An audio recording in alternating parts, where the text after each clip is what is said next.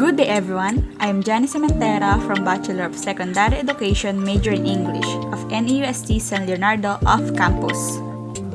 So for today's video, we will tackle the topic of promoting language, culture, and society.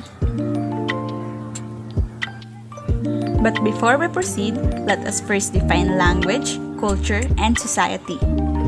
According to Britannica.com, language is a system of conventional spoken, manual, or written symbols by means of which human beings, as member of a social group and participants in its culture, express themselves. Further, Henry Sweet, an English phonetician and language scholar, defined language as the expression of ideas by means of speech sounds combined into words. Words are combined into sentences, and this combination answering to that of ideas into thoughts.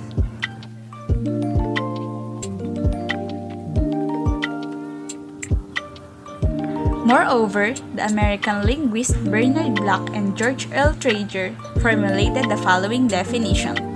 A language is a system of arbitrary vocal symbols by means of which a social group cooperates.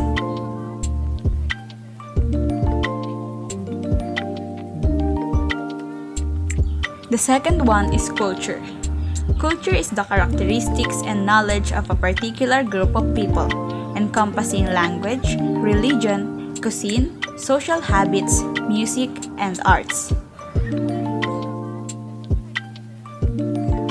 The Center for Advanced Research on Language Acquisition goes a step further, defining culture as shared patterns of behaviors and interactions, cognitive constructs and understanding that are learned by socialization. Thus, it can be seen as the growth of a group identity fostered by social patterns unique to the group.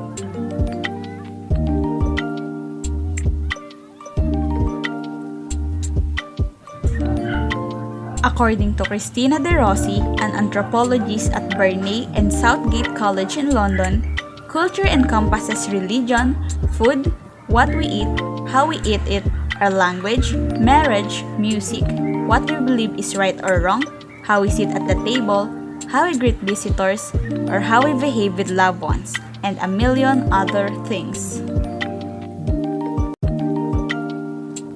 The third one is society. Sociologists define a society as a group of people who share a common environment, way of life, and culture. Everything we do, including what we eat and how we make decisions, is influenced by the society in which we live.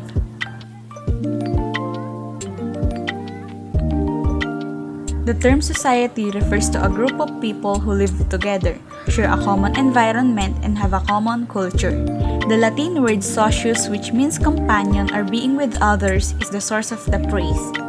Some societies are actually made up of people who have bonded over friendship or shared interest.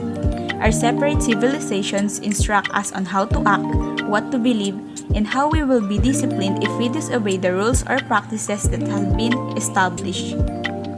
After discussing the three terms, let us now promote the use of language. There are various uses of language, like it can be used to express ourselves or what we feel, and it is widely used for communicating. Our first language, native language, and sometimes what we call our mother tongue is Filipino. Since the day that we are born and learn how to speak the Filipino language, we have contributed to the growth of our country by continuously using it up until now. But there are times that we are more likely to use or speak another language that is famous or ear-catching like Korean or the use of Hangul and so on. But let us be aware that the use of our own language is vital to this country's development, and we, Filipinos, must be the first to be aware of word construction and grammatical errors when using and teaching the Filipino language to the people who will be born next to us. We must also promote the use of Filipino language as a medium of communication. Why is the Philippines unique in comparison to other countries? One thing is for sure, their culture is everything. Filipinos have different cultures, including how we treat other human beings like us. For example, a group of Filipinos is eating outside the house when a fellow citizen walks by, and they immediately say, "Tara, kain tayo," or "let's eat," as if they are so kind to other beings that they want others to eat with them.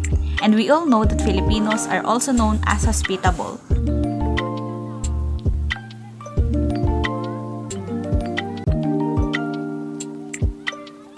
One of the pillars of Philippine culture is pagmamano, which refers to being respectful to the elders and also the use of po and opo when communicating. It is a way of making others feel loved and valued, and we should never forget on how to do it.